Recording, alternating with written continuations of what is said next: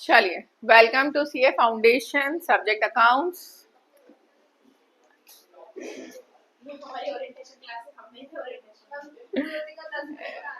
देखिए, जिनका जनवरी अटेम्प्ट है, जो फॉर्म भर चुके हैं, अब समझ लीजिए काउंटडाउन शुरू हो चुका है। आज कौन सी तारीख है?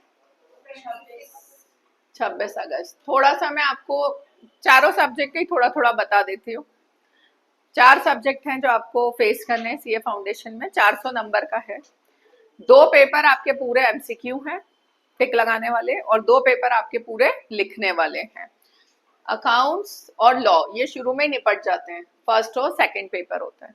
उसके बाद you have maths and economics. पहले इकोनॉमिक्स के साथ 40 मार्क्स में एक ऐसा लटकाया हुआ था झुंझुना, वो हट गया। लॉ में भी इंग्लिश वाला पोर्शन हटा लगाया था, वो हटा दिया। तो यू शुड बी हैप्पी, क्योंकि अब आप अपना कोर डोमेन, बेटा वो गेट लगा देने था, आप अपना कोर डोमेन पढ़ पाओगे। क्योंकि लॉ पढ़ा रहे तो लॉ ही पढ़ाओ यार, साथ में इंग्लिश क्यों पढ़ा रहे थे? वहां पर वो बच्चे वो मिनट्स लिख रहे हैं, जो आप 11th-12th में नहीं पढ़ते होंगे इंग्लिश की क्लास में। हाँ, ये बात है कि पास होने के पॉइंट ऑफ व्यू से उसमें नंबर, बट पास होने के लिए इसमें काम करते, क ख ग डाल देती हूँ। हाँ यस, ये बेसिक ही चल रहा है, तो यस यू कैन काम। तो ये दो आपके क्या होते हैं? पूरे के पूरे लिखने वाले। और ये दोनों कैसे होते हैं? नेगेटिव मार्किंग के साथ। अगर आपका पुष्कर का है तो उसका भी तो है, अलग से उसको क्यों इनवाइट करना पड़ रहा है?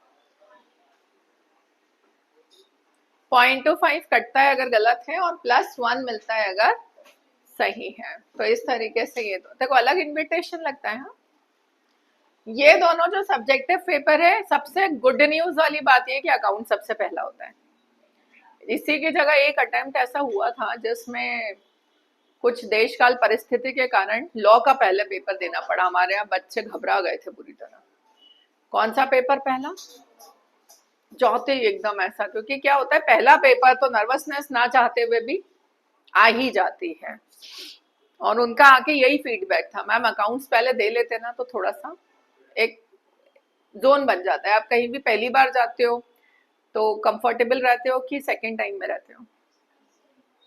Same it happens with professional exam. पहला पेपर चैलेंजिंग होता है, and it is good to know कि आप लोगों का क्या है। तो अकाउंट्स प्रैक्टिकल है, बहुत रटने वाली बात नहीं होती है। आता है तो आता है, नहीं आता तो कुछ भी नहीं कर सकते हैं। अब ये सभी 100 नंबर के हैं। आप लोग गलती क्या करेंगे जो मैं जानती हूँ, इन दोनों को बहुत ज्यादा टाइम दे देंगे, और ये बेचारे जो 100 नंबर के ही हैं उनको ट्रीटमेंट ऐसा मिलता है जैसे 30-40 नंबर के सब्जेक्ट हैं। तो ऐसा गलती मत करिएगा। अगर आप 2 घंटा मैथ्स को दे रहे हैं, क्योंकि उसमें प्रैक्टिस बहुत है, तो कम से कम, मैं मानती हूँ थ्योरी और प्रैक्टिकल का, कम से कम 1.5 घंटा तो इको के लिए निकालिए, और रोज का ही एक हैबिट बनाए कि चारों सब्जेक्ट आपके पढ़ना है आपको। अब अकाउंट्स जो मैं पढ़ाती हूँ, सब्जेक्ट में आप देखेंगे सिलेबस वही 11th-12th का ही चला आ रहा है। कोर्स की अगर मैं बात करूं, 10 चैप्टर है, कितने हैं देखा किसी ने? बुक वो खोला? 11 चैप्टर है। देखिए, मैं आपको एक बार एक दिखा देती हूँ कि क्या क्या पढ़ते हैं उसमें अपन। पहला चैप्टर थ्योरेटिकल इंट्रोडक्शन मान लो, second is accounting process, third is, fourth is, fifth is, sixth is,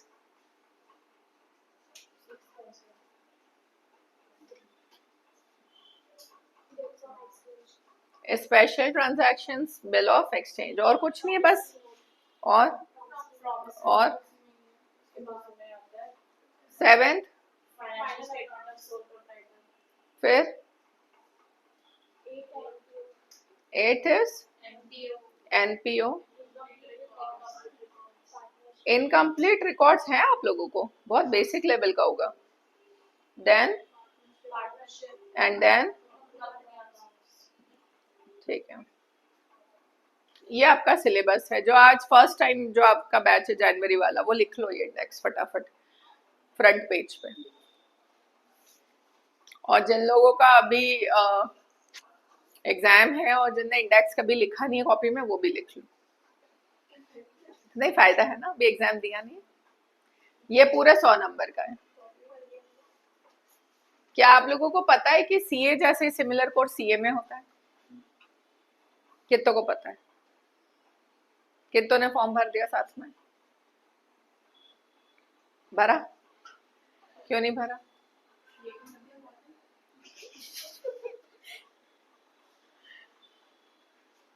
नहीं, अगर मेरा कहना है सिलेबस भी काफी कुछ सेम होता है तो करना चाहिए साथ में। एक मल्टी डिग्री का जमाना है, आप इंटरव्यू में बैठे हो सिर्फ सीए करके और बाजू में इंटरव्यू के लिए एक प्रोफाइल आया है जो सीए प्लस सीए में है, तो कंपनी प्रायोरिटी देगी उसको अनडाउटेडली। तो अभी समय है, समय रहते ही कर लो, क्योंकि सीए का फाउंडेशन सीएमए के फाउंडेशन से मैच करता है, CA inter CMA inter match करता है, सीए फाइनल का काफी कोर्स सीए में फाइनल से मैच करता है। और अभी आपको मैं बता दूं इसमें से कितने टॉपिक्स सीए में इंटर ग्रुप 1 में आते हैं। किसमें? Anshika, can you help me? Partnership, ये पूरा incomplete records, NPO,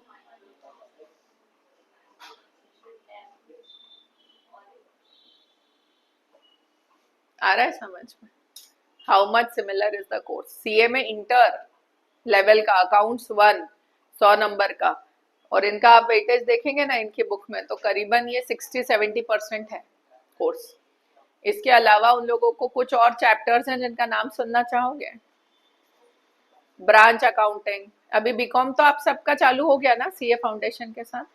normally BCom first year में आ जाता है ब्रांच अकाउंटिंग करना, departmental accounting, hire purchase, insurance claim, lease accounting. कुछ मिस किया मैंने कि सब बोल दिया? सब बोल दिया। ये सीए में इंटर का वो सिलेबस है जो आपके साथ नहीं पढ़ रहे, मतलब आपके कोर्स में नहीं होता।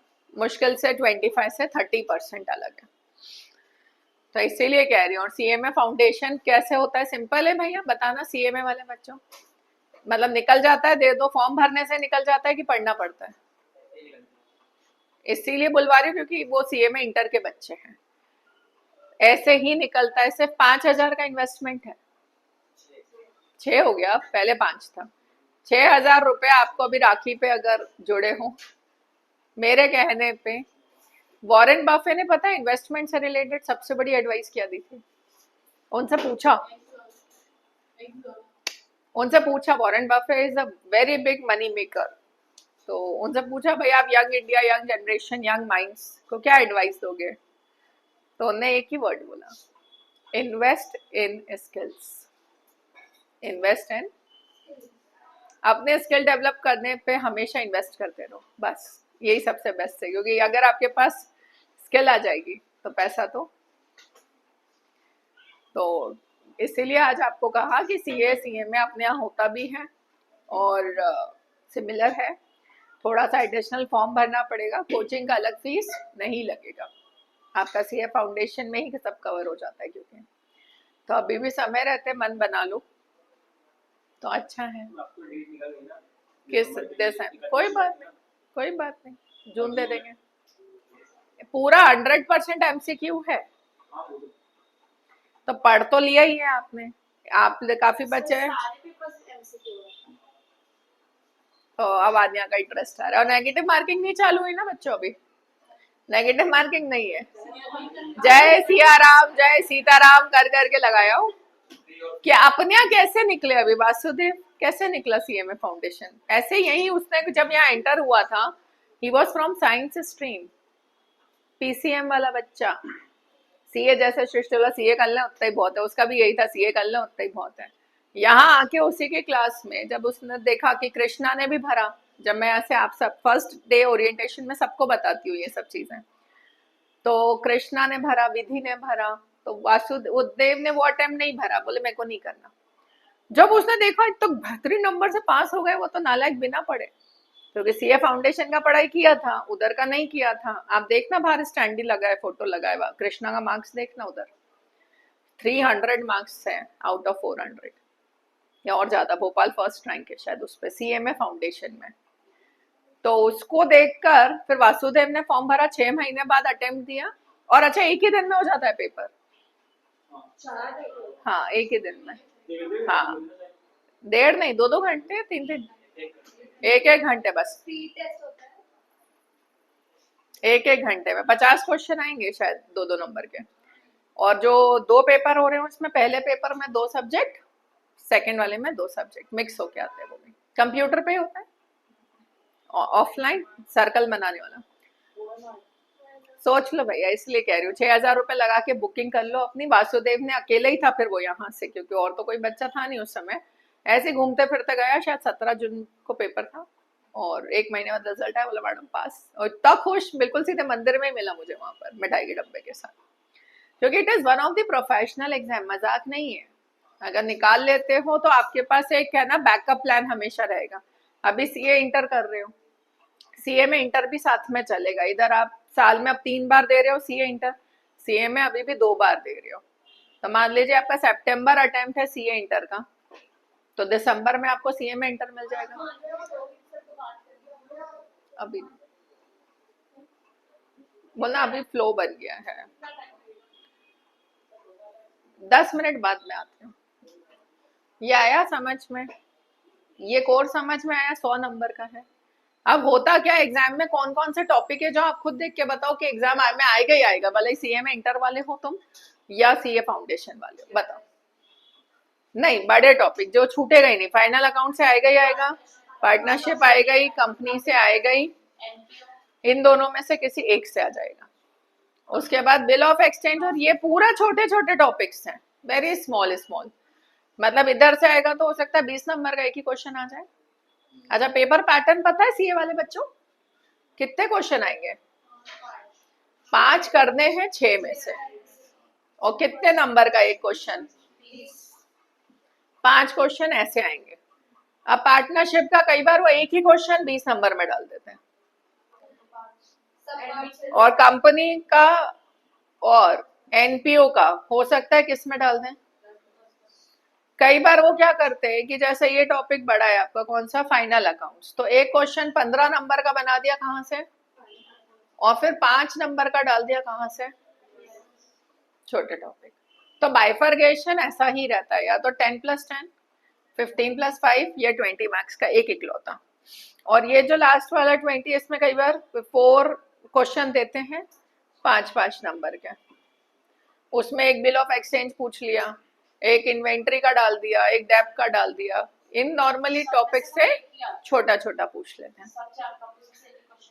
हाँ वो कुछ टॉपिक छूट भी जाते हैं, नहीं भी आए, क्योंकि कोर्स बहुत है। अब इसमें 6 यूनिट है, जरूरी थोड़ी 6 यूनिट से एक क्वेश्चन बन जाए। आया थोड़ा फील आ रहा है एग्जाम का, पेपर इस तरह से दिखेगा। और सीए में इंटर कितने नंबर के ऑब्जेक्टिव हैं? बचा हुआ पेपर कितने क्वेश्चन आते? 7 है तुम लोगों को। You have to appear for any 5, 2 छोड़ सकते हो आप लोग। और ये कितने नंबर का एक होता है आपका? 14। या तो पूरा 14 का एक पूछ लेंगे, 7-7 का पूछ सकते हैं, या 10+4 ऐसा भी पूछ सकते हैं अगर बड़ा क्वेश्चन बन रहा है तो इन सबको जीतना है। अगर आपको इस पेपर पैटर्न, एक थोड़ा सा जहां अपन जा रहे हैं ना, जैसे आप अमेरिका जा रहे हो घूमने के लिए, और साड़ी रख के ले जाओ पहनने के लिए, और इधर मथुरा जा रहे हो और 1 पीस ले जाओ, जमेगा? जमेगा? क्यों? आप अगर जो एग्जाम दे रहे हो, whatever exam you are writing, if you know exam pattern, it become very comfortable. जिस देश जा रहे हो घूमने, अगर उस देश के बारे में पता है, टेम्परेचर पता है, अमेरिका घूमने जा रहे हो, अभी ठंड होगी तो स्वेटर रख के ले जाओगे कि नहीं? Just to be aware of your environment, that's it. My example का जो ऑब्जेक्टिव है वो क्या है? Understand the environment.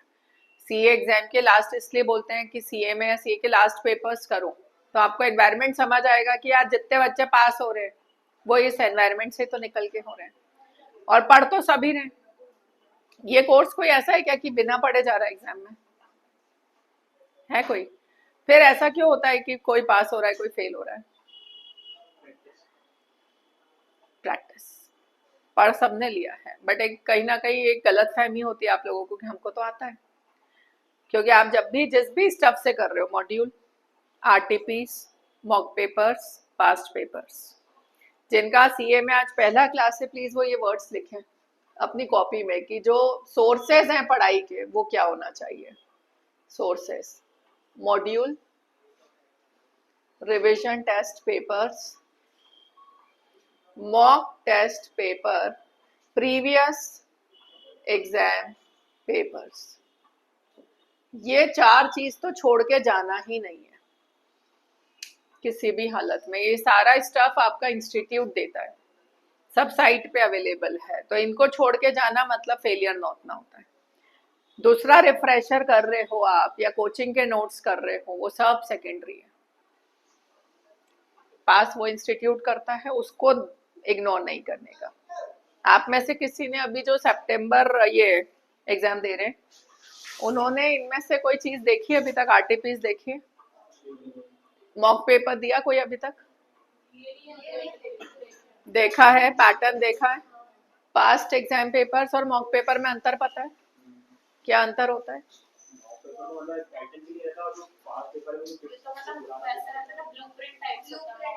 करेक्ट, ये ब्लूप्रिंट होता है मॉक पेपर। पास्ट पेपर मतलब ये एक्चुअली हुआ है पेपर, ये एक्चुअली आपके सीनियर्स ने एग्जाम दिया है। मॉक पेपर हर अटेम्प्ट के लिए 2 रिलीज होते हैं, हर एवरी अटेम्प्ट। अभी जैसे सितंबर है, उसके 2 सीरीज आ गए हैं मॉक पेपर के। तो ये mock paper is a blueprint की इस तरह से आपका एग्जाम पेपर आता है। नहीं नहीं, पूरा पेपर जैसे ही होता है, बस ये एक्चुअल है और ये आपका एक्चुअल नहीं है। ये एक आपको बोलते हैं ना, रिवीजन के लिए दे दिया, kind of your pre board. School में जैसे बोर्ड्स के पहले प्री बोर्ड होता है, वैसे इंस्टीट्यूट ने ये पेपर दिया है कि भाई इतना आना चाहिए आपको करना। तो ये इतना इंपॉर्टेंट स्टफ है कि अगर कोई बच्चा 100 में से 100 ला रहा है ना, 100 में से 100 पॉसिबल है। Accounts is a practical subject, B it in CA में इंटर या इन सीए फाउंडेशन। 98 मेरे यहाँ का हाईएस्ट है अभी तक in CA exams. How much? And if you want to break the benchmark, go for 100 this time. और आप मेरे से पूछेंगे मैम सीक्रेट क्या है लाने का? बस ये। बट अब आप यहाँ पर सॉल्यूशन वाला करते हैं। आप लोग बस अपने आप से एक कसम खा लो, एक ईमानदारी रखो, जिससे आप फाइनल पेपर में फेल हो ही नहीं सकते। ये मैं आज कागज पे लिख के दे दूंगी खाली साइन के साथ। आप लोग बेमानी क्या करते हो, आपको 4 क्वेश्चन मॉड्यूल के मैं देती हूँ करने को, आप वो कर लेते हो, सबकी कॉपी में मिलते हैं, बट आप ये रियलाइज नहीं करते कि कितनी बार हमको सॉल्यूशन देखना पड़ रहा है। हम रेफर कर लेते हैं, नजरें चले जाती है। जिस दिन आप अनसॉल्व पे उतने ट्रेंड हो जाओगे ना कि अनसॉल्व क्वेश्चन देखा जिसका नीचे सॉल्यूशन नहीं है, खुद से लगाया, और लगाने के बाद कोचिंग से उसका आंसर मांगने का एक प्रोसेस है हमारे यहाँ। आपने देखा होगा जब भी टेस्ट होता है इसी प्रकार होता है कि आप टेस्ट देते हैं, उसके बाद सॉल्यूशन देखते हैं। तो एक्चुअली अगर आप और किसी से झूठ ना बोलें तो आपको पता होता है कि आप कितने पानी में हो। और ये सेल्फ रियलाइजेशन बोलते हैं इसको। अगर ये आपके अंदर है तो आप एग्जाम के देने के पहले पता होगा कि हम इस सब्जेक्ट में कंफर्ट जोन में हैं कि नहीं है। और इतनी कोई डिफिकल्ट बात है नहीं। एग्जाम पास तो बच्चे ऐसे ऐसे देखे हैं मैंने दिल्ली पूना में, फुल टाइम ऑफिस ज्वाइन कर लेते हैं 12th के बाद ही। किसके बाद? मतलब फॉर्म भर दिया ना सीए का, वो पढ़ाई वढ़ाई तो चलती रहेगी, काम तो ऑफिस में सीखना है हमको, और वहां नौकरी मिल भी जा। अभी भोपाल में तुम बोलो जाके अभी सीए फाउंडेशन वालों हमें काम पे रख लो, हार फूल माला टीका लगा के अंदर लेंगे तुमको, इतनी डिमांड है अभी इंटर्न्स की। तो आप सोचो वो बच्चा ऑफिस में है दिन भर, कितना पढ़ता होगा? आप तो दिन भर पढ़ रहे हो, वो तो पढ़ भी नहीं रहा। उसके बाद वो स्ट्रेटेजिकली क्या करता है, इन चैप्टर्स में से रिपीट वो पास्ट पेपर्स को एनालाइज कर लेता है। एनालाइज कर लेगा कि इस टॉपिक से तो आ ही रहा है, जो कि it is not the advice which I give. क्योंकि इंस्टीट्यूट ऐसा गेम खेलता है ना बेटा, तुम सोच के जाओगे ना कि ये 5 साल से ये रिपीटेड आ रहा है, अभी आएगा, और ये तो 5 साल में आया ही नहीं, ये तो आएगा ही नहीं। कितना मजा आएगा जब पेपर हाथ में और पहला क्वेश्चन कंपलसरी में वो दिख जाए। क्या क्या तुम्हारी फीलिंग आएगी कि साला इस बार तो पक्का फेल हो रहे हैं अपन, क्योंकि जो सोच के आए थे कि आएगा ही नहीं वही दिख रहा है। तो इसीलिए predict the unpredict is the rule of CA and professional exam. मान के मत चलो, ये कोर्स दिया है ना, पूरा आना चाहिए। बट मैं उन बच्चों की बता रही हूँ जो स्ट्रैटेजिकली निकाल रहे हैं ना, एग्जाम तो पास कर ही रहे हैं, वो इसमें से वो रिपीटेड जिसमें से आ रहा है वो अच्छा तगड़ा कर जाते हैं, उनको लाना ही नहीं है 100 में से 100। उनको पता है कि 400 का एग्जाम है ना, 4 पेपर, 200 लाने हैं ना, कितने लाने हैं? 50 के ऊपर मैडम, 40 तो कुछ होता ही नहीं है, सब में काय का बोलो 50% है पासिंग एग्जाम। 11th-12th में क्या तुम लोग, या KG 1 से 12th में तुम्हें 33% ही पता है ना, पासिंग हो जाता है, पास हो जाते हो। थोड़ा सा टफ है यहाँ, 50% लाना है। तो बच्चा वो सोच के ही जाता है 55-60 लाना है, एवरेज वो उतना ले आता है और पास भी हो जाता है। अच्छा, उसके अंदर वो कीड़ा भी नहीं है जो होना चाहिए कि मेरे को सब आना चाहिए, बोला अपने को पास चाहिए मार्कशीट पे। क्या चाहिए? रियल लाइफ में काम सीख ही रहा है, इसलिए डर भी नहीं रहा है। क्योंकि नो डाउट एकेडमिकली बैकअप अगर आपका है तो प्रैक्टिकल बैकअप आपको उसमें आइसिंग ओवर द केक दे देगा। बट अगर जिसके पास प्रैक्टिकली प्रैक्टिकल है और एकेडमिक नहीं है तो पैसे तो जीवन में कमा ही लेगा, बट जब 4 लोग बात कर रहे होंगे ना किसी प्रोविजन की, तो वो उतना ही बोल पाएगा जितना उसका प्रैक्टिकल एक्सपोजर है। तो आपका क्या अच्छा होना चाहिए, प्रैक्टिकल कि एकेडमिक?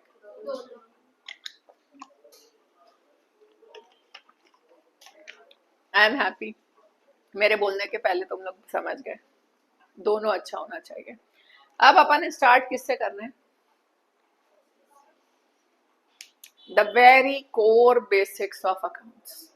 एंड पहले ही मैं चेतावनी दे देती हूँ ये पढ़ाने से पहले कि तुम लोग है ना आंखें खोल के दिमाग खोल के पढ़ना ये डबल, क्योंकि अभी तक मैं नहीं जानती तुमने 11th-12th में टॉपिक किसी सीए से पढ़ा है क्या, बेसिक्स। तो ये गली में मत रहना कि यार हमने तो सीए से ही पढ़ रहा है, या every CA is not same.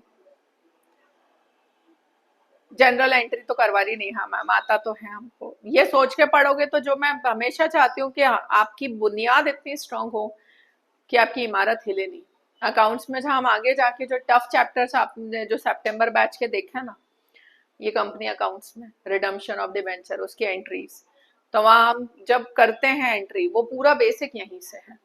अगर ये स्ट्रांग है आपका तो आपका कितना भी डिफिकल्ट चैप्टर आ जाए अकाउंट्स में आप बहुत स्मूथली निकाल लोगे, और पहली बात आपको डिफिकल्ट लगेगा ही नहीं। समझा? चलिए अब लिखिए चैप्टर 2 अकाउंटिंग प्रोसेस, कॉपीज में अभी तो नहीं, मतलब आज तो नहीं।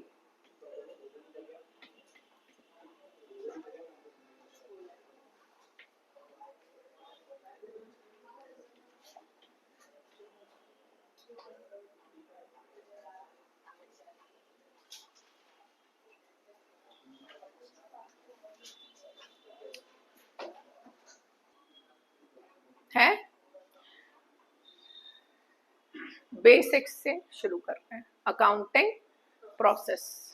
ठीक, अकाउंटिंग प्रोसेस समझाने से पहले मैं पूछना चाहूंगी आप लोगों में से किसी को अगर मतलब पता हो अकाउंटिंग सब्जेक्ट का? हाँ, अकाउंटिंग कोई पूछ ले, क्या होता है अकाउंटिंग? बस रिकॉर्ड ऑफ ट्रांजैक्शन अकाउंटिंग हो गया, बस खत्म। मतलब यही है अकाउंटिंग का ऑब्जेक्टिव, रिकॉर्ड कर लो ट्रांजैक्शन को, एनालाइज कर दो और उसको बोल दो कि भाई तेरा ये प्रॉफिट और लॉस है। हाँ, इंटरप्रेट कर दिया ना कि तुमने ये साल भर में ये 2 महीना छुट्टी मारी, तुम्हारी फैक्ट्री 2 महीना बंद थी इसलिए तुम्हारा प्रॉफिट कम है, एनालाइज और इंटरप्रेट करके दे दिया, हो गया काम खत्म।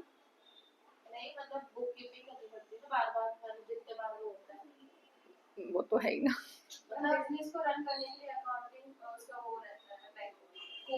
कुछ भी बिजनेस को रन करने के लिए अकाउंटिंग कोई बैकबोन नहीं रहता। कितने लोग हैं जो दुनिया में ठेला गाड़ी वाला अकाउंटिंग करता है क्या? तो क्या बिजनेस का कोर हो गया? मतलब कोर होता तो फिर कैसे वो कमाता, आलू कैसे बेचता, प्याज कैसे बेचता? कोई आप में से श्योरिटी के साथ नहीं बता सकता मेरे को सब्जेक्ट का नाम और चले हो सब्जेक्ट पढ़ने, कुछ तो पढ़ रहे हैं। हाँ, कोई नहीं बता पा रहा तो मैं बताऊं, अकाउंटिंग नहीं पता तुम लोगों को और चले हो 100 में से 100 की बातें करने। थ्योरी नहीं भाई, ये आपके प्रैक्टिकल की बुनियाद बनाती है चीजें, आपको पता है। थ्योरी नहीं होता इसमें, अकाउंट्स में तो मैं कहूंगी थ्योरी कुछ होता ही नहीं है, everything is practical. Even the definition of accounting is practical, not theory. उसको थ्योरी बोल मत देना। थ्योरी वो होती है जिसका प्रैक्टिकल से कोई लेना देना नहीं हो, इसका तो पूरा लेना देना है, सब्जेक्ट है। पुष्कर तू बता बेटा, अकाउंटिंग का मतलब बता आखिर। कोई एक लेमन को, राह चलते को कैसे समझाएगा कि भाई अकाउंटिंग क्या होती है। हाँ, अकाउंटिंग की बात हो रही है।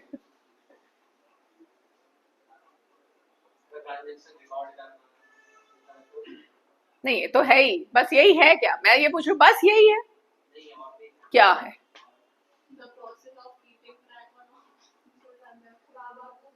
अरे गूगल से देख के बता दो, आई डोंट माइंड, बता दो अकाउंटिंग का मतलब क्या होता है, क्योंकि पूरा सब्जेक्ट 11 चैप्टर पूरे लिंक्ड है।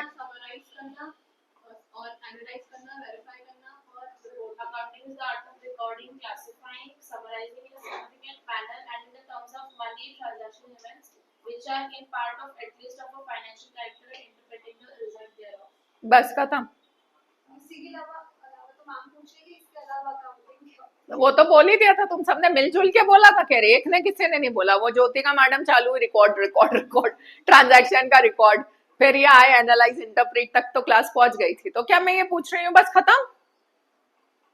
That is the objective of accounting only.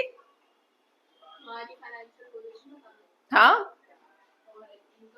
Income बता देना तुम्हारी। मतलब वो बोलते हैं ना, तुम साइकिल से आ रहे हो, एक जना साइकिल से आ रहा है, उसे पूछा कितना कमाता है, बोले 10 करोड़। और एक आ रहा है BMW से, उससे पूछा तू कितना कमाता है, बोले 1 करोड़। तो थोड़ा दिमाग में खटका हुआ, मिसमैच हो रही है चीजें। आप इमेजिन करते हो साइकिल से रोज आता जाता है तो ये कम कमाता होगा, BMW से आ रहा है तो कहीं ना कहीं your income statement tells your financial position, मतलब your trading and P&L tells about your balance sheet. तो बस इतना ही है क्या अकाउंटिंग कि इंटरप्रेट कर दो, एनालाइज कर दो रिजल्ट को, बस अकाउंटिंग के डेटा से। नालायक को गूगल खोल लिया, गूगल ने भी यही बोला, तो ये बोलो हाँ मैडम बस इतना ही है। था ना मजेदार? what should have been your answer?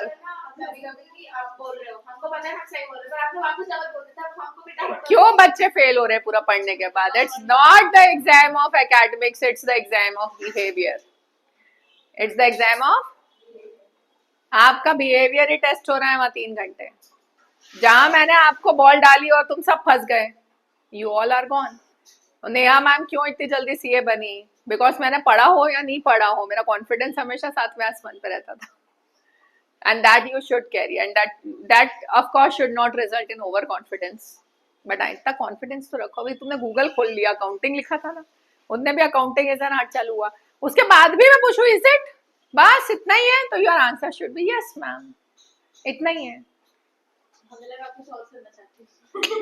मैं तो कॉन्फिडेंस देखना चाहती थी, ये जो अंशिका है, पुष्कर है, ये टाइप के लोग काफी अक्सर बोल देते हैं, बट आज ये भी नहीं बोले, चुप रहे। क्यों भैया? ये वर्ड है, इस वर्ड को समझने के लिए एक और वर्ड है, और इसके साथ एसोसिएटेड एक और वर्ड है। अकाउंट वर्ड का मतलब होता है खाता।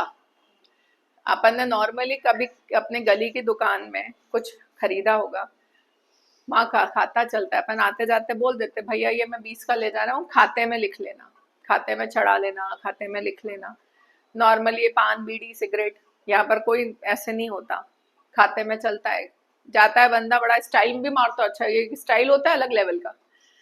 जैसे अपनी गली है, अपने गली का दुकान वाला है, और अपने को पैसे देना पड़े तो अपना जो फ्रेंड आया उसके सामने भी फील इंसल्टेड। अरे तू नहीं समझती, वो क्या बोलते हो तुम लोग उस वर्ड को? छपरी नहीं यार, स्टड। स्टड पना दिखाना होता है कि अब वो अपना दोस्त आया आज अपने घर नाइट स्टे के लिए, अपन उसको बोला चल पान खा के आते हैं, पान वाले भैया आपको सैल्यूट मार रहा है साहब, नहीं नहीं साहब, और फिर वो आलोक ने बोला 2 पान, क्या समझ रहे हो यार? दो, अब 2 पान दिए, अब आर्यन और इसने पान खाया और ये निकल लिया। उसने आलोक ने बोला ओके बॉस, उसने भी बोला ओके बॉस। इसने बोला भी नहीं खाते में लिख लेना, अंडरस्टूड है। और आर्यन बोल रहा है बड़ी चलती है यार तेरी, तो पैसे ही नहीं मांगे उसने तो आलोक भी बोला ऐसे स्टाइल में, क्या है अपना स्टाइल है। तो ये जन्मों से चल रही है चीजें, आज नहीं। और आज अगर आपकी खुद की गली वाली दुकान में अगर आपको नोट निकाल के देना पड़ रहा है, तो इसका मतलब आपकी इमेज डाउन है वहां पर। आपकी गली में कोई 10 रुपए को उधार नहीं देता, इसका मतलब आपको। तो is it a good reputation और अ बैड रेपुटेशन? मतलब अगर वो बोल रहा है, इससे एक उल्टा साइड भी तो है कि हम किसी से उधार लेने में वो नहीं रखते। हाँ, क्या हम तो यही सोचते हैं कि सिस्टम में उधार लेना अपनी मतलब पोजीशन अच्छी है कि तेरे को उधार वाली बात नहीं है, इट्स अबाउट रिस्पेक्ट। सामने वाला ले ही नहीं रहा। जैसे आन्या की कपड़ों की दुकान है और मैं आऊं, big Neha ma'am coming to buy from Aanya shop, और आन्या के पापा बैठे हैं। अब मैं बोल भी नहीं हूँ, सर बता दीजिए, अरे मैम ले लेंगे आपसे, अरे आप आपसे ले लेंगे, और ऐसे हाथों हाथ मेरे मुंह पे बोलते 5,200, तो बुरा भी लगता है ना एकदम कि क्या भरोसा नहीं है। आ रहा है समझ में? तो that is the beauty of this word account. खाता चलना, खाता सिर्फ लेजर को बोलते हैं खाता, अकाउंट वर्ड। अकाउंटिंग की मैं बात करूं या अकाउंटेंसी की बात करूं, तो ये तो बताओ ये डेफिनेशन दी किसने है? कोई तो होगा जिसका नाम चढ़ा होगा कि this definition is given by this body.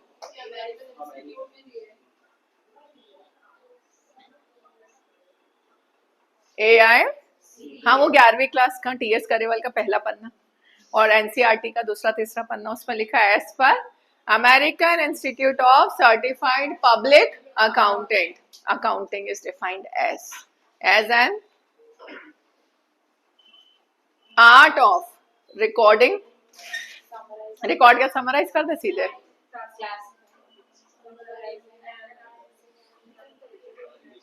Communicating the results thereof. Recording किस चीज की करनी है? अच्छा अच्छा, ट्रांजैक्शंस की रिकॉर्डिंग करोगे। ट्रांजैक्शन किसको बोलते हैं? लेन देन को।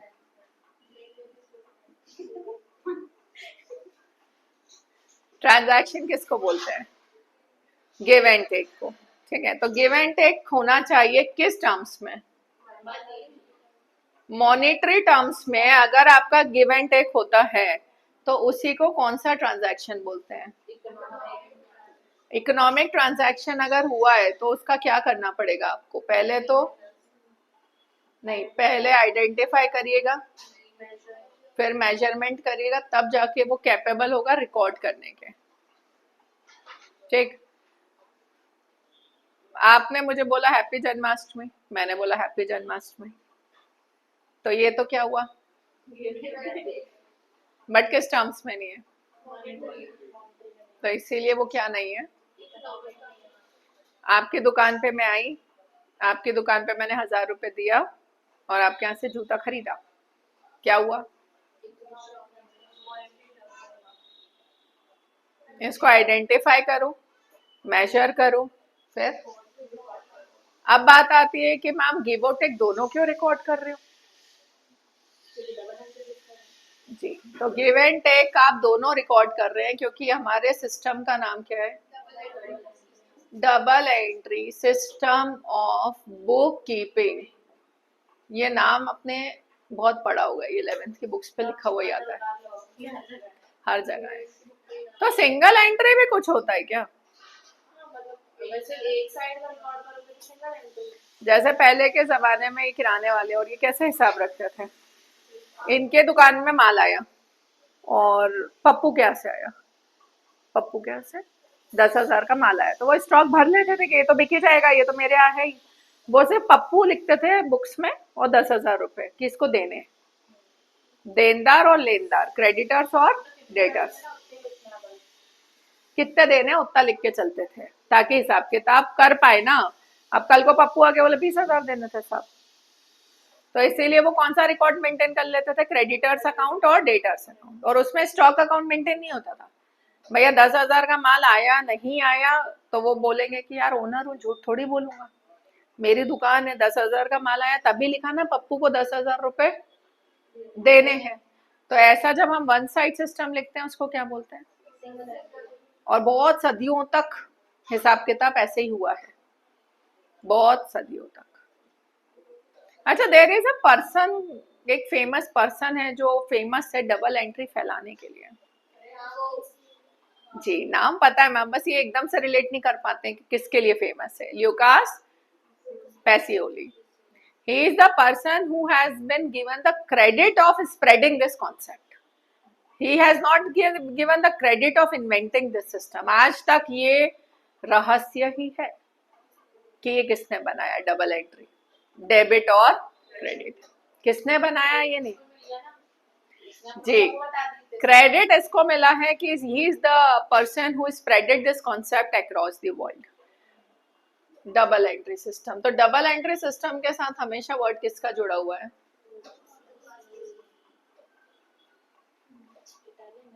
अब डबल एंट्री का मतलब जितना दिया उतना मिला, तो what we could have done in recording में, हम LHS RHS भी तो वर्ड लिख सकते थे, बराबर ही होने थे। फिर हमने ये क्यों लिखा DR और CR?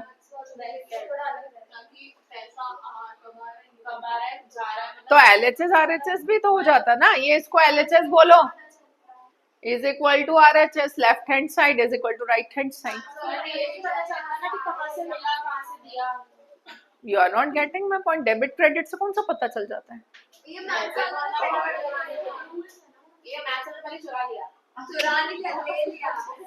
अल्फा, मैं बोल रही हूँ दो वर्ड्स रखने हैं, दो सेम चीज है ना, सिक्के के दो पहलू है, हेड और टेल, हेड और टेल, LHS RHS, दो वर्ड रखने थे जो सेम हो, इज इक्वल टू में, तो मैंने DR और CR क्यों रखा?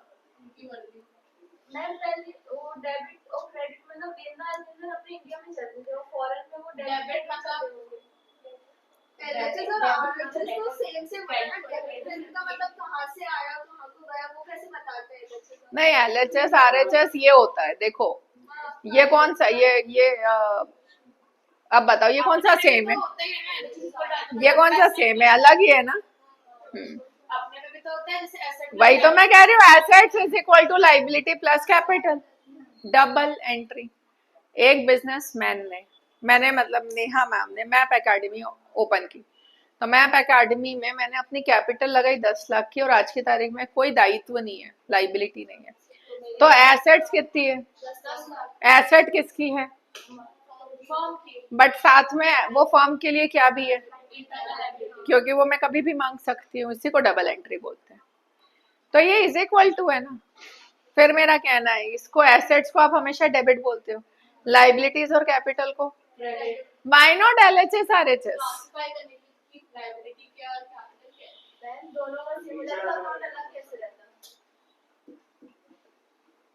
सिंपल है, जैसे हमें साइंस वाले डराते हैं राजुलाइजेशन से, फरहान नाइट्रेट से, अल्फा बीटा गामा बोल बोल के सर को चकरा देते हैं, तो हमने सोचा कुछ तो ऐसा वर्ड्स लेकर आओ कि ये किसी को समझ ही ना आए, तो वर्ड्स आए हैं। आप कभी गूगल करना, हाउ डेबिट एंड क्रेडिट केम, आपको मजा आएगा। वो स्ट्रीट पता होना चाहिए ना, जिसमें हम जीते हैं, पूरी जिंदगी अकाउंटेंट की उसी में जाती है, डेबिट करना इस खाते को या।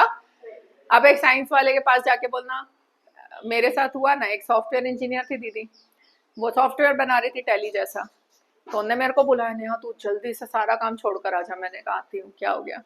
बोले यार ये क्लाइंट का काम करके देना है, सॉफ्टवेयर बना के देना है, और उनको है ना अकाउंटिंग सॉफ्टवेयर बना के देना है।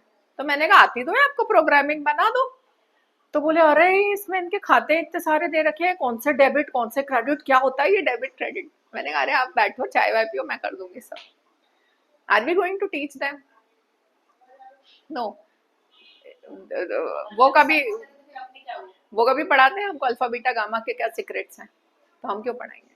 तो हम उनको डराने के लिए, पूरे विश्व में ये फैलाने के लिए कि डेबिट क्रेडिट कौन सा खाता होता है ये सिर्फ अकाउंटेंट बता पाए, और जबकि ये सीक्रेट किसी को पता चल जाए ना कि हम बुद्धू बनाते हैं। पहली एंट्री, जनरल की पहली एंट्री बुद्धू बनाना है, cash account debit to capital, वही बुद्धू है, बस वहीं से पूरा कहानी चालू हो गया। तो ये डराने के लिए इसका नाम क्या रख दिया? बड़े बताने के लिए। अरे तुम पूछो ना किसी से जाके, अभी तुम छोड़ो साइंस वाले बच्चों को, मैथ्स वालों को छोड़ो, तुम तो कॉमर्स वालों से पूछ लो इंटरेस्ट अक्रूड अकाउंट डेबिट होता है या credit. Accrued interest account debit होगा या क्रेडिट। और अच्छा और कंफ्यूज करना यार, बोलना ये interest received account, interest receivable account अलग अलग होता है क्या? इतनी बेसिक बातों पे आप किसी को भी उलझा सकते हो। मतलब accounting has so wider horizon. तो वो डराने के लिए है और कुछ नहीं। अभी जब हम टर्म्स पढ़ाते हैं तो मैं आपको टर्म्स पढ़ाऊंगी अभी, क्योंकि मैं जब बेसिक पढ़ाती हूँ ना तो बिल्कुल उसको एक KG1 की तरह ही पढ़ाती हूँ, क्योंकि सारे रूट्स खुल जाना चाहिए दिमाग के कि क्यों हो रहा है। अभी तक आप ये ऊपर ऊपर से पढ़ते हो ना कि यार इसको डेबिट करना है इसको क्रेडिट, तो आप वो फील नहीं कर पा रहे हो कि कर क्यों रहे हैं ये सब चीजें। अभी आया समझ में कि क्यों कर रहे हैं, डबल एंट्री सिस्टम को पूरा करने के लिए। अब मुझे बताइए कि recording, classifying, summarising, analysing, interpreting, communicating, ये स्टेज है प्रोसेस, और एक्चुअली अकाउंटिंग यहाँ खत्म हो जाती है। कोई तुमसे पूछे ना कहाँ खत्म होती है तो बोलना यहाँ खत्म हो जाती है, बस इतना ही स्कोप है। जरूरी नहीं कि हर चीज का हम ऐसा लंबा चौड़ा स्कोप बोले जो खत्म ही नहीं होता। यहाँ शुरू, यहाँ रिकॉर्ड करना है भाई, हो गई बात तय। क्या करना है, कैसे सिस्टम पे करोगे, डबल एंट्री, और एक को बोलोगे डेबिट और एक को बोलोगे खाते को क्रेडिट। तो उसके लिए रिकॉर्डिंग पढ़ने से पहले हमें क्या पढ़ना पड़ता है, rules of debit and credit. अच्छा रूल्स बता देंगे किस खाते को डेबिट करो किस खाते को क्रेडिट। तो खाते बहुत सारे प्रकार के होते हैं, इसलिए हमें क्या पढ़ना पड़ता है। आप समझ लो ये सब कितना आपस में रिलेटेड है, क्लासिफिकेशन ऑफ अकाउंट। खाते कितने प्रकार के होते हैं कोई बता सकता है, कौन से? ट्रेडिशनली, मॉडर्न के हिसाब से बताइए।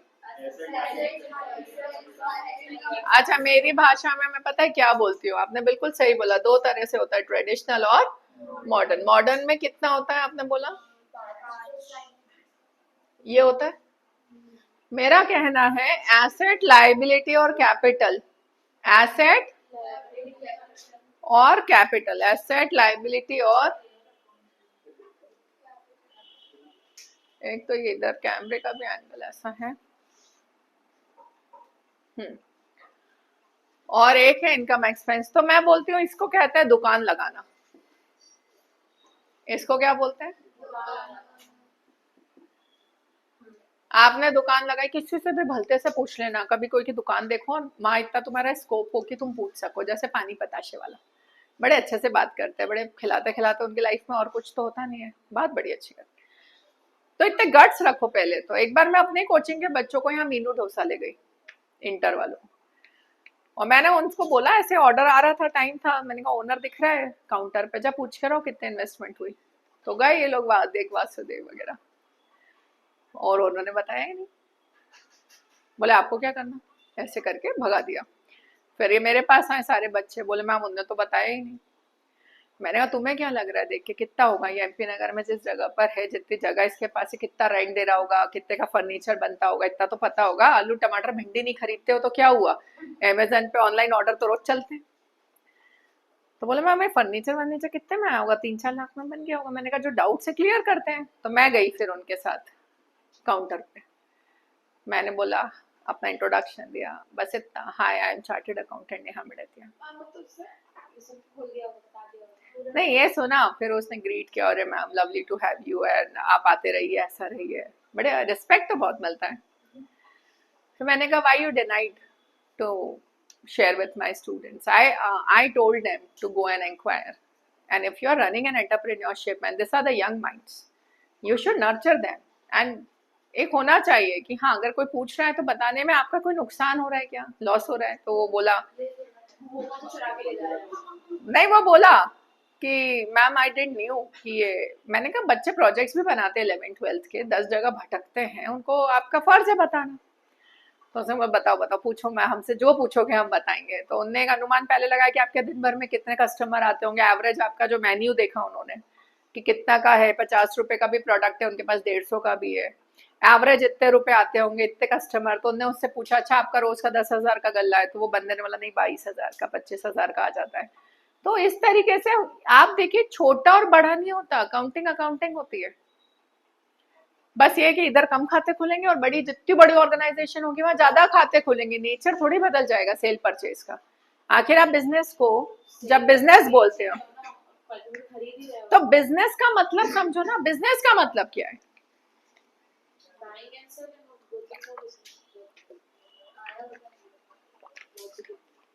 यही होता है बाइंग एंड या मैन्युफैक्चरिंग एंड सेलिंग। तो आज वो डोसा भी बेच रहा है और उससे अगर आपने पूछा सेल परचेज क्या हो रही है भाई तेरी, तो आपको एक अमाउंट पता चल रहा है कि इतना उसका क्या आ रहा है दिन भर का इनकम और इतना दिन भर का एक्सपेंस हो रहा है। बट ये मेरा कहना है कि रेवेन्यू जिसको हम सेल बोलते हैं और जो एक्सपेंसेस हैं वो तब होता है जब फीता कटता है, रिबन कटिंग। रिबन कटिंग के टाइम पे ना ये होता है ना ये होता है, एग्री? आपका आज दुकान का इनॉग्रेशन है 1 जनवरी, तो बिजली का बिल भी कब आएगा? 31 जनवरी को। रेंट भी कब देना है? अब आप बोलोगे मैं वो रेंट का तो फिक्स डिपॉजिट दिया होगा 2 महीने का एडवांस, तो भाई वो आपका प्रीपेड है, एसेट है, वो आपका एक्सपेंस।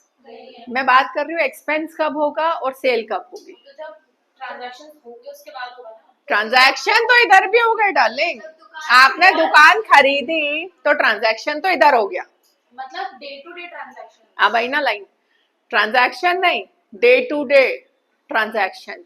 डे टू डे का क्या काम है? अगर एक पताशे की दुकान वाला है तो उसका रोज का क्या काम है? पानी पूरे बेचना। तो ये होगा कब? जब उसका ठेले का रिबन कटिंग हो जाएगा, और रिबन कटिंग के पहले जितने भी खर्चे हैं उसको हम बोलते हैं दुकान लगाना, स्ट्रक्चर रेडी करना। क्या करना?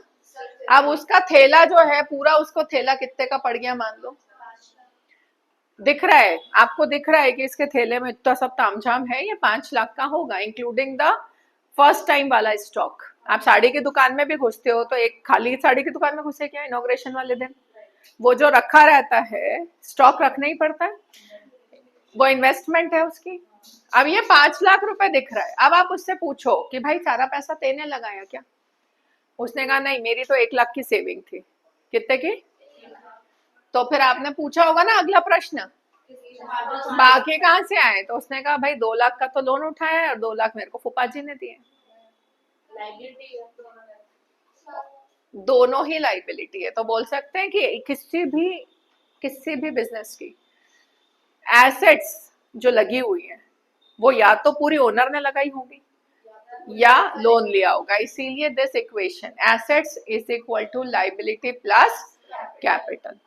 ये हो गया, दुकान लग गई, अब चालू होगा, उसका स्टॉक रखा है वो इसमें आ गया एसेट्स में। अब याद करो अकाउंटिंग इक्वेशन जब पढ़ते हैं तो स्टॉक को हमेशा एसेट्स में लेते हैं। अब स्टॉक है आपके पास, उसको आप बेचोगे तो आपका क्या होगा? सेल। सेल, और उस एक जगह से आता है ग्रॉस इनफ्लो। जैसे मेरी कोचिंग है, आप बच्चे फीस भरते हो, वो एक पॉइंट है मेरे पास पैसा, और जाने के बहुत सारे, रेंट दो, बिजली का बिल दो, स्टाफ सैलरी दो, एडवर्टाइजिंग कराओ, डिजिटल वालों को दो, फैकल्टी को दो, बहुत जगह जाता है। तो एक सेल जो ग्रॉस इनफ्लो है उसमें से अगर एक एंटिटी अपने सारे एक्सपेंसेस माइनस कर दे तो कहाँ पहुंच जाएगी? प्रॉफिट। प्रॉफिट या लॉस। तो आपने ये देखा होगा हमेशा अपन जब है प्रॉफिट को कैपिटल में ऐड करते हैं, प्रॉफिट को पूंजी में बढ़ा देते हैं कि 10 लाख से मैं शुरू हुई थी, आज अब मैंने 5 लाख कमाए तो मेरी पूंजी कितनी हो गई? 15 लाख। उसका करस्पॉन्डिंग इफेक्ट आपको नहीं लगता एसेट में ऑलरेडी बढ़ जाता है? कैसे बढ़ता है? 5,000 का माल आपने 8,000 में बेचा, 5,000 का माल, तो ये जो एसेट है वो स्टॉक कितने से कम हुआ और कैश कितने से बढ़ा? तो ये 3 तो ऑलरेडी प्लस हो ही गया ना। और वही 3 को आप इधर जब बैलेंस शीट बनाते हैं, ये देखो थोड़ा सा याद करा दूं, ये इधर क्या आती है आपकी? इधर आपने हमेशा क्या पढ़ा है? इसके पहले क्या बनता है यहाँ? आप अपना सेल में से दुनिया भर के खर्चे माइनस कर देते हो, फिर क्या आता है? और पीएनएल आप यहाँ जोड़ते हो। तो जब मैंने 11th में पहली बार जोड़ा था ना, तब मेरा दिमाग घूम गया था और आई वॉज नॉट सेटिस्फाइड। मेरे को यही नहीं समझ आता था कि आप डबल एंट्री बोलते हो, इधर जोड़ रहे हो, इधर तो कहीं जोड़ ही नहीं रहे हो। अरे जब ट्रांजैक्शन होगा तो मतलब जब अगर अपन ऐसे में देखो एसेट इज लायबिलिटीज कैपिटल तो इसमें तो बढ़ ही गया होगा ना। वही तो कोई टीचर एक्सप्लेन नहीं कर पाता था मुझे 11वीं में, मेरे ऐसे प्रश्न होते थे। मैं उनको बोलती थी आपने इसको उठा के आपने कितने की 5,000 की चीज कितने में बेची? लॉजिकली देखे तो एक ही साइड जा रहा है।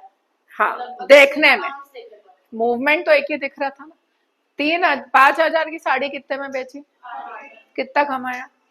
वो तो आप मेरे को बोल रहे हो कि 10 लाख की पूंजी थी और आपने अभी 3,000 कमाया। इसका मैं हमेशा पूछती थी, आप बोलते हो बराबर आना चाहिए, बट इधर तो मैंने कहीं इफेक्ट ही नहीं दिया, तो भी बराबर है, ऐसा कैसे हो गया? पूरा दिमाग खगोल दिया था मैंने अपना। क्योंकि जब आप इस तरह के क्वेश्चन करते हो, इस तरह की चीजें आप सोच पाते हो, तभी आप उस सब्जेक्ट में डुबकी लगा पाते हो। अगर आपके दिमाग में आ ही नहीं रहना ऐसे प्रश्न, तो एक ही आंसर है मेरा, गलत जगह बैठे हो। क्योंकि अगर सब्जेक्ट लिया है और सीए बनने वाले हो और अकाउंट्स पढ़ा है और जीवन भर लोगों के खाते और ये सब देखने बारीकी से, तो you should always have this double वाला माइंड कि जब डबल एंट्री है, सब बेसिक्स अपन देखते हुए आ रहे हैं, तो बोले है क्या, बताओ ना, इधर इधर का इधर डाला, आना चाहिए ना प्रश्न दिमाग में कि इधर कहाँ डाला। फिर सामने वाला बोलेगा देवी जी ये क्या था, सेल का पैसा कहाँ आया, कैश सेल्स। फिर मेरे को कोई ऐसे समझा देता कि ये स्टॉक और कैश दोनों कहाँ आते हैं, एसेट में। स्टॉक कितने से गिराया, कैश कितने से बढ़ाया, तो बोले ऐसे 3 का इफेक्ट आ जाता है। समझा?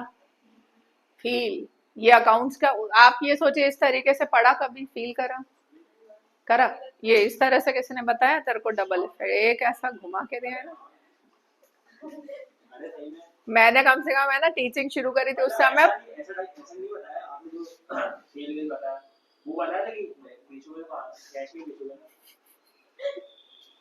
मैं जब टीचिंग शुरू करी 50 वीडियो देखे थे यूट्यूब पे कि कोई ऐसा है क्या, क्योंकि अपनी निश पता होना चाहिए अपने को कि क्या एक्सपर्टाइज है। एंड आई वांट, मैं अपनी तारीफ तो कर ही रही हूँ, बिल्कुल कर रही हूँ, ऐसा नहीं बोलूंगी नहीं कर रही, बट तारीफ के साथ इतना बताना चाह रही हूँ, जब इतने बेसिक से आप फील करोगे ना अकाउंट्स को, बेस पे ही मेहनत होती है, बुनियाद। आपने कभी ऐसा देखा है पहला फ्लोर कोई बिल्डर बोल रहा है कच्चा बना है, मैं दूसरा तीसरा बहुत पक्का बना दूंगा साहब? अब समझ आया? ये 11वीं का अकाउंट्स है, और 11वीं का अकाउंट्स बोले तो KG1, क्योंकि 10 तक तो कोई पढ़ता नहीं। अब उस समय बुनियाद आपकी किसी की भी मैं एक्सपेक्ट ही नहीं करती स्ट्रांग होगी, क्योंकि वहां थोड़ी सब सोचा होता है कि इतना डुबकी मारेंगे अकाउंट्स में 12th के बाद। जब आते हो ना यहाँ पर, उसका रीजन ही यही है क्योंकि उसमें इतना अपन किस किस की अकाउंटिंग कर रहे हैं।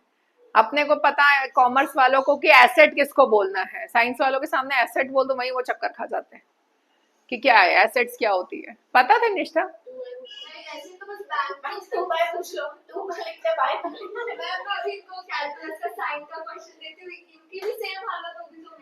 करेक्ट, वही मैं कह रही हूँ कि साइंस वालों को 11th 12th में नहीं पता होता एसेट्स वर्ड का मीनिंग। पता था अंशिका तक?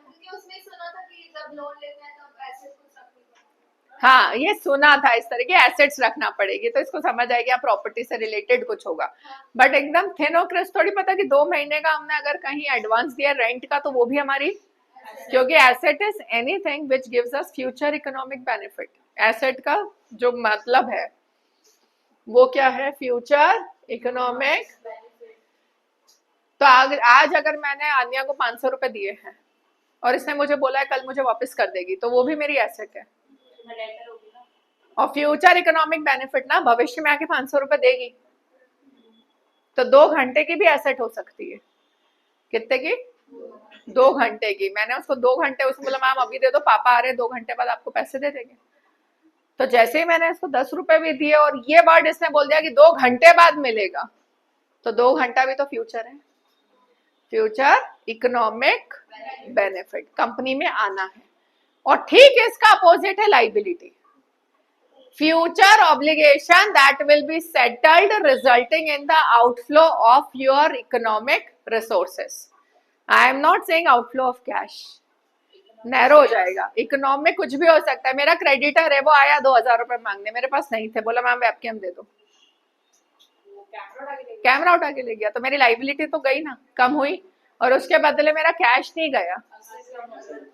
इकोनॉमिक रिसोर्सेस वर्ड बोल दिया उसको कि आउटफ्लो ऑफ आया समझ?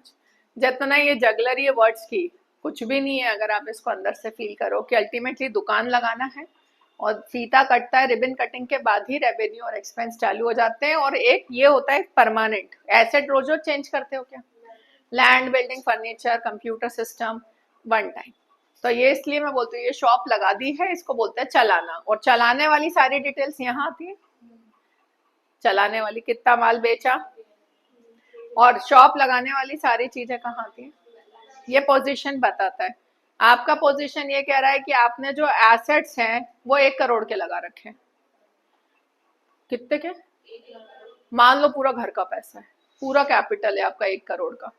अब आप ये नहीं सोचोगे हिंदुस्तान में रहते हो कि ये पैसा मैं बैंक में रखता तो 7% तो मेरे को बैंक ही दे देती। 7% कितना होता है 1 करोड़ का? 7 लाख रुपए होते हैं। तो मेरे को मतलब मिनिमम 7 लाख से ऊपर यहाँ कम से कम 10 लाख तो कमाऊं, ऐसी इच्छा है। कितनी कमाऊं? अब मैं तुमसे ये प्रश्न पूछ रही हूँ कि मैं जिस एंटिटी में हूं ना, वहां पे 50% मार्जिन है। कितना? मतलब 100 रुपए अगर तुम मेरे को फीस देते हो तो 50 बच जाता है। तो अब ये सुनकर मेरे को आप बता सकते हो मेरे को यहाँ सेल कितनी करना पड़ेगी? करेक्ट। 1 करोड़ रुपए का एसेट लगा रखा है, मैं 10% मिनिमम बचाना चाहती हूँ क्योंकि बैंक वाले ही दे देते, तो इतनी माथापच्ची क्यों करूं फिर मैं?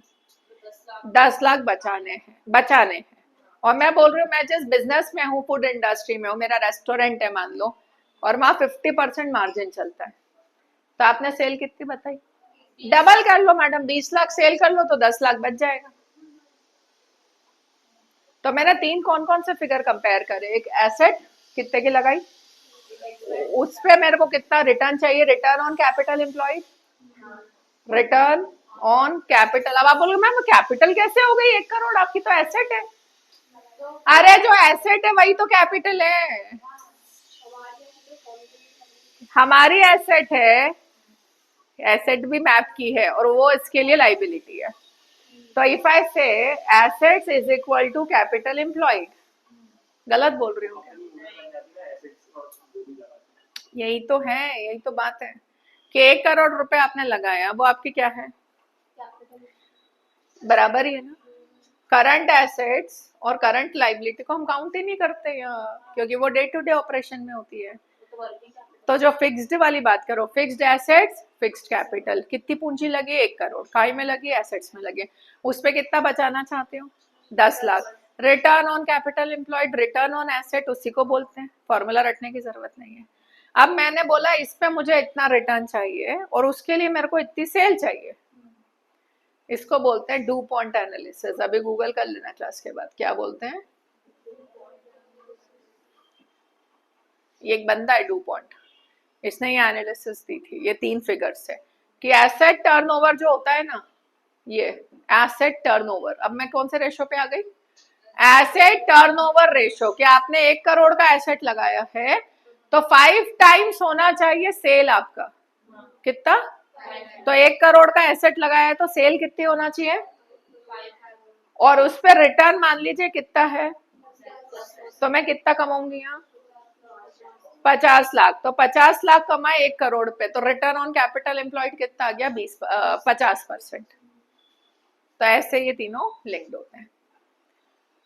आ रहा है? तो 3 कौन से फिगर्स कंपेयर मेनली करा जाता है और करना चाहिए? एसेट और कैपिटल एम्प्लॉयड तो एक ही बात हो गई। Asset, figure of PNL and figure of sales. आज जैसे मैं दो लड़कियां दी मैंने, आन्या और सृष्टि, दोनों को सेम रिसोर्सेज दिए। ध्यान देना, दोनों की बैलेंस शीट है ये सृष्टि की बैलेंस शीट है और ये आन्या की बैलेंस शीट है। अब आप लोग सब हो यूजर्स ऑफ अकाउंटिंग डेटा और आप सब हो स्टेक होल्डर्स जिनको पैसा लगाना है आईपीओ में।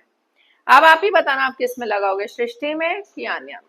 यहाँ पर इसको मैंने जो टोटल एसेट्स दी 5 लाख की दी, इसको भी एसेट्स कितने की दी? सृष्टि ने जो सेल्स करी यहाँ पर 50 लाख की करी, इसने सेल्स जो करी वो कितने की करी? इसने जो यहाँ प्रॉफिट बचाया वो बचाया कितने का? और यहाँ पर इसने जो प्रॉफिट बचाया ये कितने का बचाया? 6 लाख। बताइए किस में इन्वेस्ट करोगे? क्यों?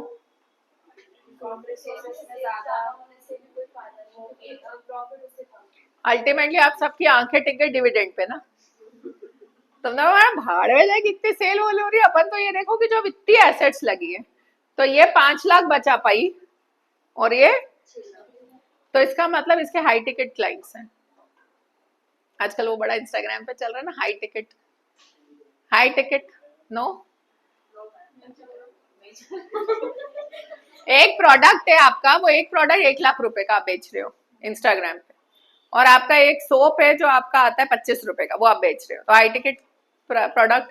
एड तो दोनों के लिए, पोस्टर तो दोनों के लिए बन रहा है कि एक लक्स का साबुन ले, हाँ वो एक साबुन 20-25 रुपए की बट्टी, और एक आ रहा है ये वाला फलाना आप सॉफ्टवेयर लो, ये लैपटॉप लो 1 लाख का। तो आप सोचिए ना, कंपनी को डिजाइनिंग एडवर्टाइजिंग तो पोस्टर की दोनों की बन रही है, बट उधर वो 25 रुपए का माल बेच रही है एक पोस्टर पे, और इधर तो हाई टिकट कौन सा है जो महंगा है। तो आज ये यहाँ पर 50 लाख का माल बेच के भी कितना कमा रही है, और यहाँ ये 20 लाख में कितना है, इसका मार्जिन अच्छा है, RO return on GB ratio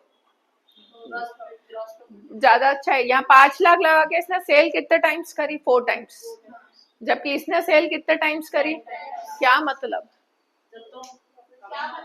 क्योंकि आप ये देखिए, ये 5 लाख रुपए आपने बचाए 5 लाख पर, और यहाँ 6 लाख बचा लिए 5 लाख पर, मतलब बंदी ने जितना बिजनेस में पैसा लगाया उतना तो पहले ही साल निकाल दिया, उससे ज्यादा 120%। ये आप बोलोगे कि मैम ये बेसिक्स में, हाँ, जब तक आप डेटा फील नहीं करोगे अकाउंटिंग का, अपन कितना ही फाइनल अकाउंट्स के क्वेश्चंस लगा ले और आंसर ले आए, मतलब नहीं है। जब तक आपको, इसको कहते हैं रीडिंग करना आना चाहिए, how the figures are read and understood. समझा?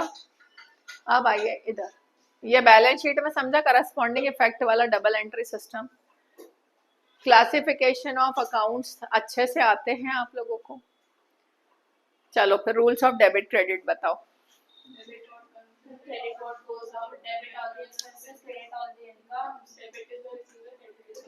एक्सेलेंट, सबको आते हैं ये, मैं मान लूं। आर्यन, मॉडर्न रूल्स बताइए डेबिट क्रेडिट के।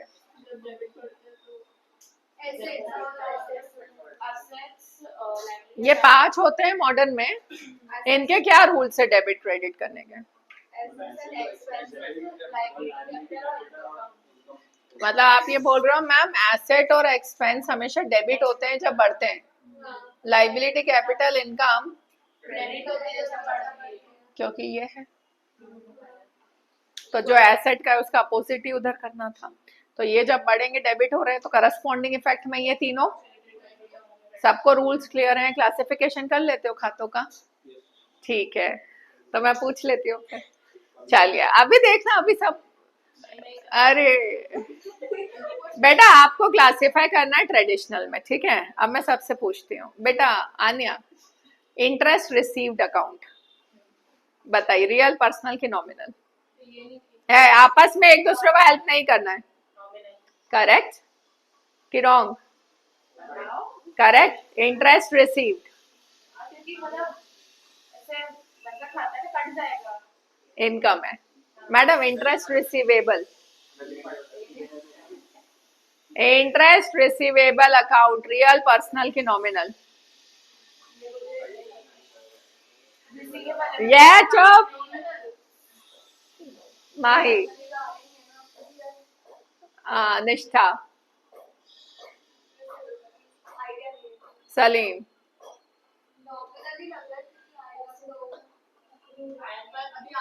पुष्कर, अंशिका, रियल पर्सनल की नॉमिनल, सारिका, क्यों? आर्यन, आलोक,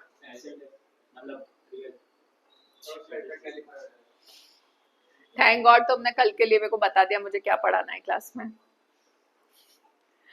आई am going to teach you about real personal nominal, this is for sure, किसी को भी नहीं पता। सारिका ने सही आंसर दिया, but she didn't have the logic. Reason नहीं बता पा रहे हो आप। वो तो जैसे रिसीवेबल है तो एसेट है, मतलब हमें मिलना ऐसा थोड़ी होता है कि एवरी एसेट इज रियल, ऐसे थोड़ी होता है। तो रहने की कसरत होती है वो interest। रिसीवेबल डेटर्स होते हैं, ट्रेड रिसीवेबल, ये सब पर्सनल है। किससे मिलना इंटरेस्ट?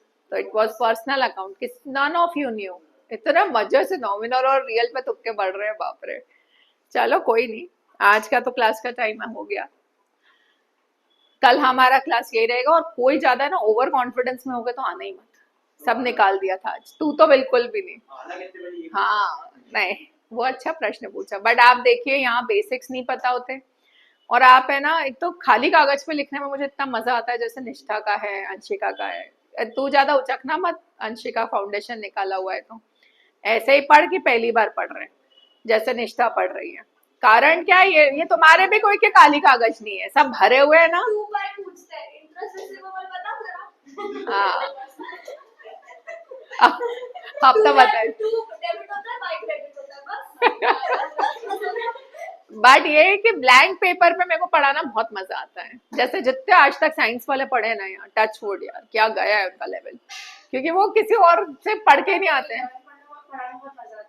100%। और मेरे बच्चे भी बहुत एंजॉय करते हैं मेरे साथ 11th में, क्योंकि वो बोलते हैं मैम स्कूल में तो ऐसा कुछ बताते ही नहीं है, और आप बिल्कुल स्टोरी।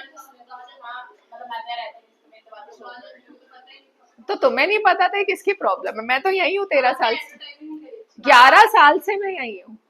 और तू तो झूठी एक नंबर की। आशिका ने तेरे को बताया था बिल्कुल 11th में। एक किसी को तो बताया था। हाँ, आरुषि तो यही है 11th से। ऑनलाइन करा 11 12 फाउंडेशन में। बहुत डेडिकेटेड रही है वो।